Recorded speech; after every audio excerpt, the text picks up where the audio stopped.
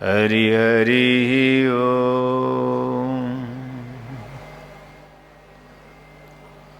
श्री रामलला महोत्सव सत्संग साधना शिविर में वीरभद्र कात्यायनी साधना सिद्धि दीक्षा के माध्यम से मैं आप सभी दिव्य उच्च कोट के साधक और शिष्यों को अपने स्नेह से साधुवाद देता हूँ कि परमात्मा की अहेतु की कृपा से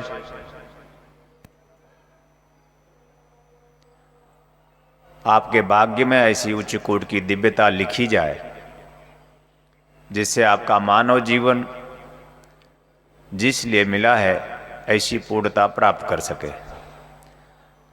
मैं अपने हृदय से बहुत बहुत आशीर्वाद देता हूँ, कल्याण कामना करता हूँ।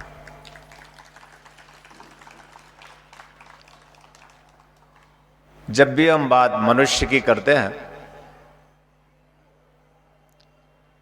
तो पुरुष और स्त्री दो तत्व हमारे समक्ष होते हैं।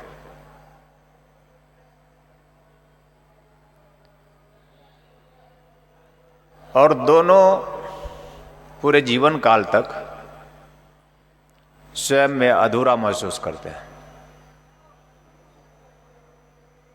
नर और नारी के रूप में। हर एक नर अधूरा है, हर एक नारी अधूरी है। सामान्यतः पुरुष और स्त्री दोनों अधूरे हैं। उनके जीवन का ये अधूरापन पूरी जिंदगी में वे मिटा नहीं पाते, इसलिए लाभ हानि होता रहता है, यश अपयश मिलता रहता है, सुख दुख मिलता रहता है और अंततः जन्म मृत्यु प्राप्त हो जाता है। जन्म हुआ है, पुरुष और स्त्री मृत्यु को प्राप्त हो जाते हैं। बस इतना ही क्रम आपने जीवन देखा है या अब मान लिए हैं कि यही जीवन है।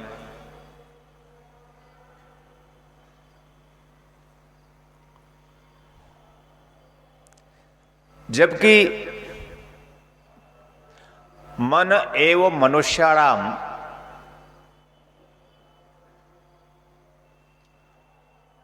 मनुष्य का मन उसके जीवन का परिचय है बंधन या मोक्ष का।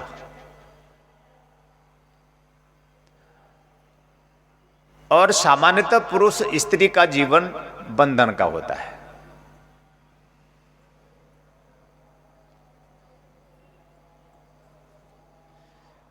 मुझे आशा है कि पूरी कुछ पल हम अपनी जिंदगी में गंभीरता से अपने जीवन को समझने के लिए लेंगे और सामने सिर्फ वही बैठे जो हिले नहीं, और सामने नए लोगों को तो बैठाए नहीं। सामने हमारे साधक होने चाहिए जो नए हों, इधर उधर उनका मन गतिशील होता हो, संसार उनके जीवन में सामने समक्ष बैठे हुए भी संसार होता हो। तो गुरु के समक्ष सिर्फ सांसारिक व्यक्ति को नहीं बैठना चाहिए, गुरु के समक्ष सिर्फ उस साधक और शिष्य को होना चाहिए जो पहले तो शरीर से हिले नहीं, बिल्कुल शरीर रुक जाना चाहिए। और दूसरा महत्वपूर्ण है कि उसका मन रुक जाना चाहिए। कोई काम नहीं, कोई दाम नहीं, एक ही काम एक ही दाम है, गुरुत्वम शरणयम। साधना है रुक जाना, साधना है ठहर जाना, साधना है स्थिर हो जाना, साधना है प्राप्त कर लेना, साधना है मानव जीवन को सिद्ध कर लेना, साधना है साध्य को अपना बना लेना, और साधना है स्वयं साध्य बन जाना। ताली हमारी, ये साधना की परिभाषा है। स्वयं साध्य प्राप्त कर लेना और स्वयं साध्य हो जाना। अहम ब्रह्मास्मि द्वितीयो नास्ति का स्वयं के अंतस में घोष हो जाना, ये साधना है। और साधना के माध्यम से ही अहम ब्रह्मास्मि द्वितीयो नास्ति का घोष हो सकता है। हम कह सकते हैं अयम आत्मा ब्रह्मा, हाँ मैं स्वयं, मेरी आत्मा स्वरूप में मैं स्वयं हूं और मैं ब्रह्म हूं, मैं आनंदित हूं, मैं पूर्णता प्राप्त किया हूं, मैं स्त्री और पुरुष से पार और परे हो चुका हूं। स्त्री पुरुष होते हुए भी स्त्री पुरुष से बिलग हूं, कीचड़ में सने हुए भी मैं कमल हूं। ये परिभाषा मनुष्य की है, मनुष्य जीवन की सिद्धि की है, सफलता की है, श्रेष्ठता की है। तो मैं शांति से आपको संबोधित कर सकूं, इसलिए आप शांत रहें। घर संसार विदा कर दीजिए थोड़े समय के लिए। उसको सजाना है तो हमें कुछ नवीनता लानी पड़ेगी।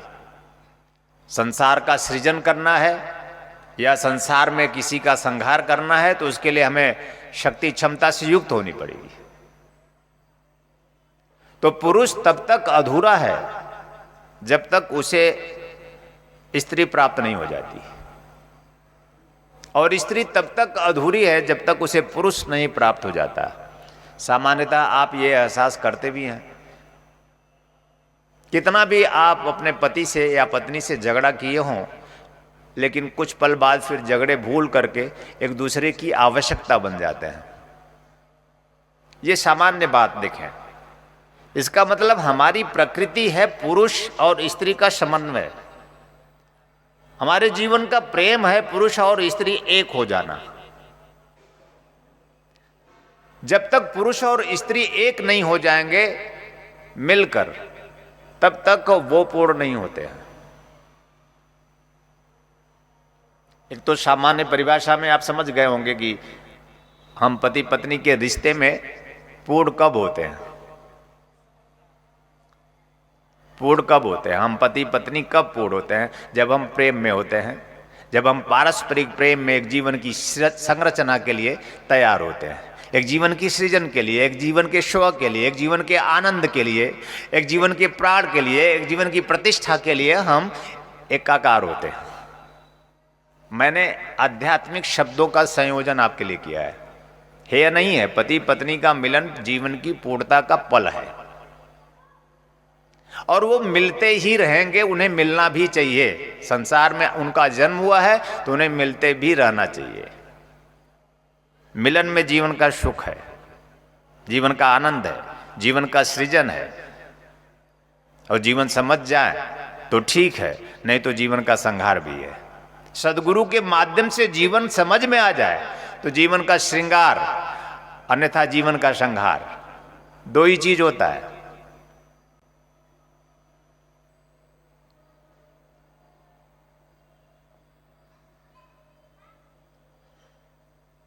और फिर भी हम कुछ पल बाद दुखी हो जाते हैं। सुखी हुए थे मिलकर और फिर हम बिलग होकर दुखी होते हैं। वो एक पल था जीवन की पूर्णता का, लेकिन फिर मैं अधूरापन महसूस करता हूं। ये सामान्य है। लेकिन एक साधक पूर्ण हो जाना चाहता है। वह स्वयं, जैसे बाहर एक पुरुष एक स्त्री है, वैसे प्रत्येक साधक शिष्य में एक पुरुष और एक स्त्री है। स्त्री में स्वयं में पुरुष सुप्त है और पुरुष में स्वयं स्त्री सुप्त है। पूरे जीवन काल में पुरुष को स्त्री की मांग होती रहती है। वो मांग बाहर नहीं है, भीतर है।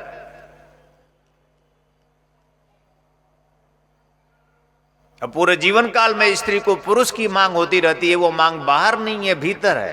अंतस की चाह, अंतस की पुकार कुछ ऐसी है कि मुझे पूर्णता प्राप्त करनी है, और वह पूर्णता एक दूसरे का है। हमारे भारतीय संस्कृति में एकमात्र महादेव अर्धनारीश्वर के रूप में इसलिए पूजे गए। हमारे ऋषियों ने जो पहुंचे, जिन्होंने अपने अंदर के स्त्री तत्व को जागृत किया और जिन्होंने अपने अंदर पुरुष तत्व को जागृत किया, ऐसी स्त्रियां जो शक्ति संपन्न बनी। बिना इनके जागृत के हम शक्ति संपन्न, संपूर्णता, दक्षता, संपूर्णता नहीं प्राप्त कर सकते। हम अधूरा महसूस करते रहेंगे।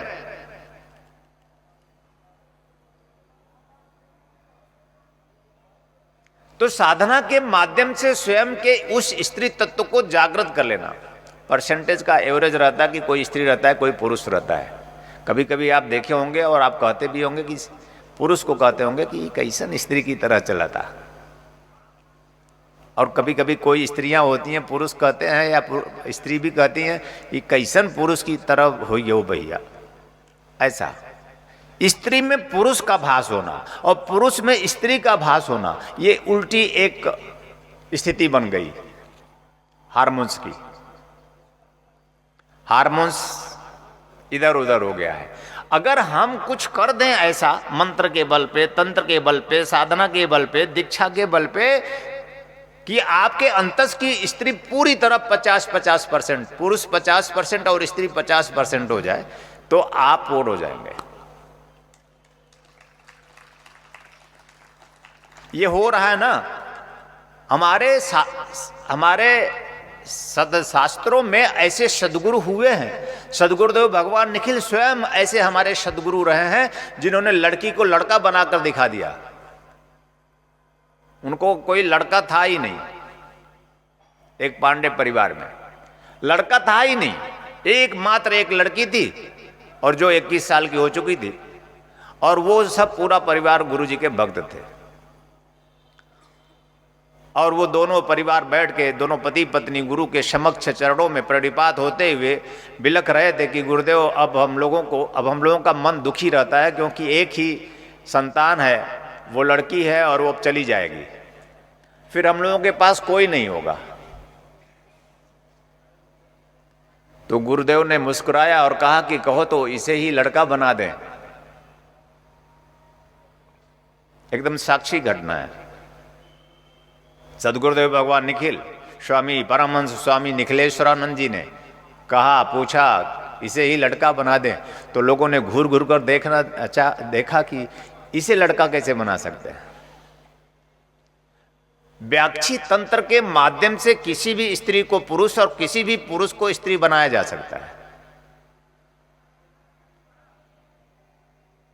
उन लोगों ने आश्चर्यजनित होते हुए कहा कि गुरुदेव अगर ऐसा हो जाता है तो हमारे जीवन का सौभाग्य होगा। और उन्होंने अपना प्रयोग चालू कर दिया, और वह 21 साल की लड़की लड़का बन गई। कुछ समय बाद उसकी आवाज भी बदल गई। मैं संक्षेप में आपको सार कहना चाहता हूं। और बाद में फिर उसका विवाह भी कराया गया। बाद में उनके 2 बच्चे पैदा हुए। यानी हम पुरुष को स्त्री बना दें, तंत्र साधना के माध्यम से स्त्री को पुरुष बना दे, या 2 महीने 27 दिन में भ्रूण परिवर्तन होता है। अगर मां के गर्भ में, जिनको लड़कियां ही लड़कियां हों, लड़के पैदा ही ना हुए हों, या जिनको संतान ही ना हो रहा हो, न लड़की न लड़का, तो 2 महीने 27 दिन की अवस्था में, स्थिति में बच्चों का भ्रूण परिवर्तन हो सकता है। उसके पहले अगर हम चाहें तो भ्रूण परिवर्तन हो जाए, लड़की लड़का हो जाए और लड़का लड़की हो जाए। विज्ञान सुने तो कहेगा कैसा गुरु है। गुरु ऐसा ही रहता है। श्रद्धावान लभते ज्ञानम। अगर आप ऐसी श्रद्धा, ऐसा विश्वास गुरु श्री चरणों में समर्पित करें और अपनी आंखों से, प्यासी आंखों से उसे ताकते रहें कि जीवन पूर्ण करना है और मुझे स्वयं में अर्धनारीश्वर के स्वरूप में पूर्णता प्राप्त करनी है, तब कोई महाकाली बन जाएगी, तब कोई महाशक्ति बन जाएगी, तब कोई महादेव बन जाएगा। ऐसा हो सकता है। तब कोई घोष कर जाएगा, हां अहम ब्रह्मास्मि। चाहत होगी, चाहत होनी चाहिए। चाहत के बिना मानव जीवन अधूरा है, और हमारी ऐसी चाहत हम आप में पैदा करना चाहते हैं, जीवन की पूर्णता का, जीवन की घोष का, जीवन के आनंद का।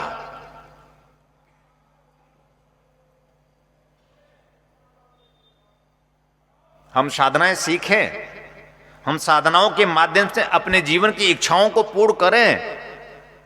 इच्छा विहीन पशु, इच्छा होनी चाहिए, इच्छा होनी चाहिए। इसलिए मनुष्य जीवन आपको प्राप्त हुआ है, क्योंकि हमें भोग भोगना है। भोग जीवन की पूर्णता का भोग, भोग हमारे जीवन के स्व का, जीवन के प्राण का, जीवन के आनंद का भोग। सुस्वादिष्ट भोजन करने की भावना, सामान्य बातें कर रहे हैं आप। आपकी इच्छा होनी चाहिए अच्छे अच्छे भोजन प्राप्त हो, अच्छी अच्छी मिठाइयां मिले। इच्छा होती है नहीं होती? अब मुंह बना के लड्डू ही मिले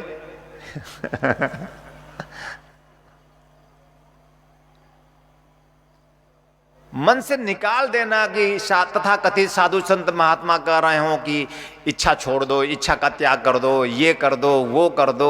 कुछ मत करो। जीवन को उन्होंने असहज बना दिया, जीवन को कठिन बना दिया है। जीवन को जो सहज था उसे दुर्लभ, कठोर बना दिया, कठिन बना दिया। जीवन बहुत सहज है। इच्छा को नहीं होना चाहिए तो परमात्मा आपको इच्छा ही क्यों देता? पशु इच्छा करता है, पक्षी इच्छा करता है, कीट पतंग इच्छा करते हैं। मनुष्य मात्र इच्छा करता है। क्यों? क्योंकि उसमें परमात्मा इच्छा शक्ति दी है। इच्छा शक्ति के माध्यम से दीक्षा प्राप्त कर जीवन की संपूर्णता प्राप्त करना, बंधनों से मुक्त होकर जीवन का मोक्ष प्राप्त करना, इच्छा के बल पे मोक्ष होता है। न इच्छा तो न मोक्ष। इच्छा ना होगी तो जीवन का मोक्ष ना होगा। इच्छा होनी चाहिए कि हम मुक्त आत्मा बनकर जिएंगे इस संसार सागर में। सदगुरुदेव भगवान निखिल के सानिध्य और साहचर में स्वामी कमलेश्वरानंद के आशीर्वाद से ऐसी उच्च कोटि की दीक्षा के माध्यम से मैं विमुक्त जीवन, मोक्ष युक्त जीवन जीऊंगा, जीते जी मुक्त हो जाऊंगा।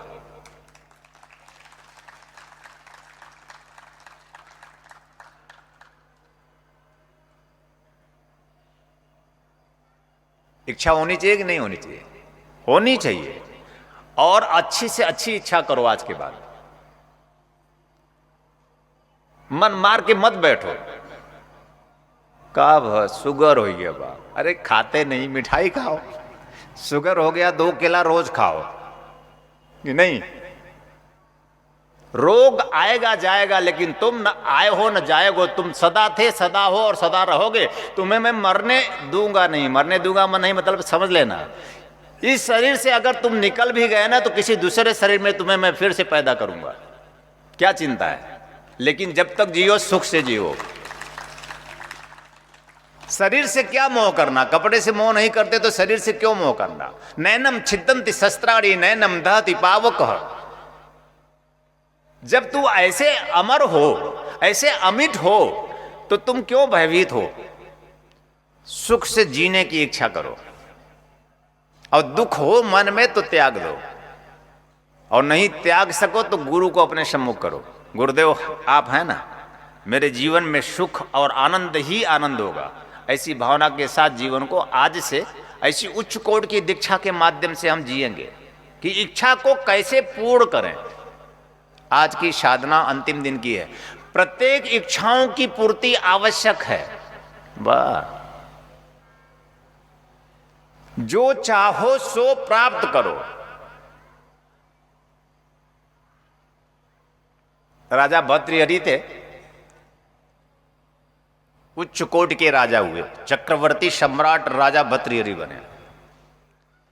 और उन्होंने 4, 5, 6 शादियां तो की ही होगी। अपने पत्नी को बहुत प्रेम करते थे। पत्नी को प्रेम राजा भर्तृहरि ने खूब किया, इसीलिए शायद 1, 2, 3, 4, 5, 6 शादियां की।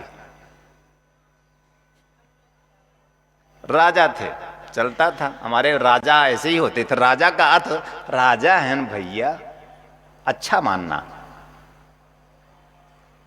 एक स्त्री तो संभलती नहीं, दूसरी कहां से आएगी? ये दुखी आदमी है, इनके अंदर संक्रमण हो चुका है। ऐसा नहीं है कि उनकी दूसरी नहीं हुई या तीसरी नहीं हुई या चौथी नहीं हुई, वो राजा नहीं हुए। जब हम दिल के राजा होंगे तब न हमें कोई पसंद करेगा। तालियां मारिए। हमारे दिल के मन के राजा बने हम। राजा कोई मुकुट लगा के तलवार खींच के बैठता है, ऐसा नहीं होता है। राजा होता है दिल का राजा होता है, जिसकी धड़कनों में प्रेम होता है, राजा होता है। जिसके हृदय में प्रेम हो, जिसके कंठ विगलित हो, और जिसकी आंखें नम हो अपने गुरुदेव की यादों में, वो राजा होता है।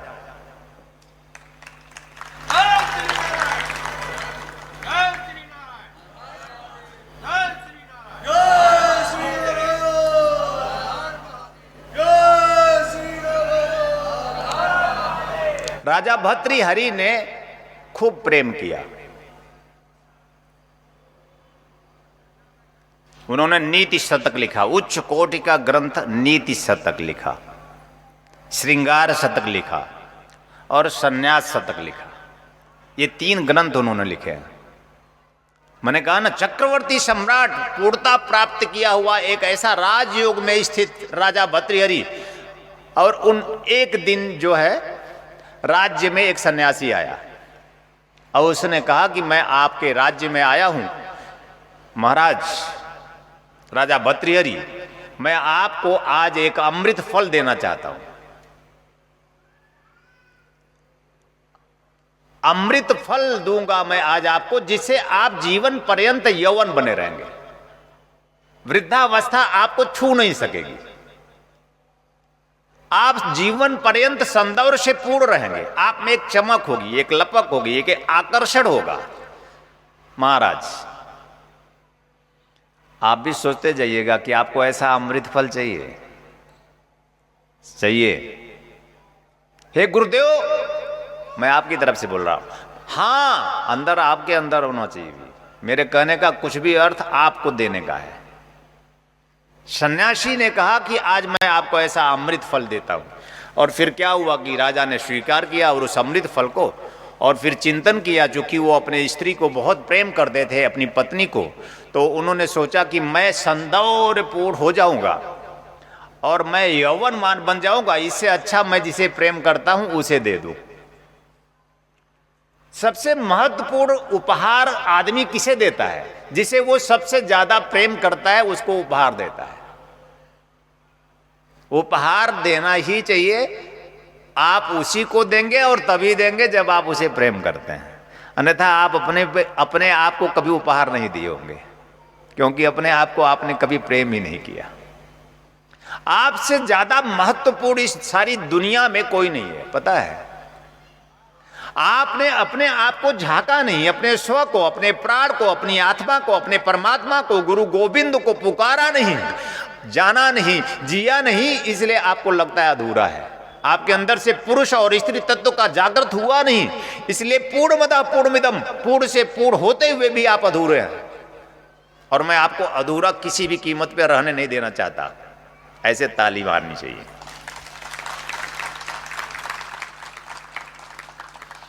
राजा बहुत खुश हुआ। राजा भर्तृहरि गए दरबार से घर में, और अपने स्त्री के पास, अपने पत्नी के पास कहते हैं कि तू मेरी सुंदरी है, मैं तुम्हें बहुत प्यार करता हूं और मैं चाहता हूं कि ये अमृत फल है, इसे तू खा ले, तू इसको प्रसाद के रूप में पा ले। पत्नी बहुत खुश हुई। यौवनवान बन जाओगी तुम, बताइए, यौवनवान बन जाओगी, सदैव यौवनवती रहोगी। यौवन की चाहत किसे नहीं है,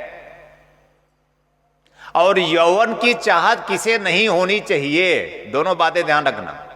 मैं चाहता हूं और मैं कहता हूं सभी को यौवनवान होना चाहिए और सभी को यौवनवान होना चाहिए, ऐसा वो सोचे भी। किसको बुढ़ापा पसंद है? फिर भी बुढ़ा जाते हो यार।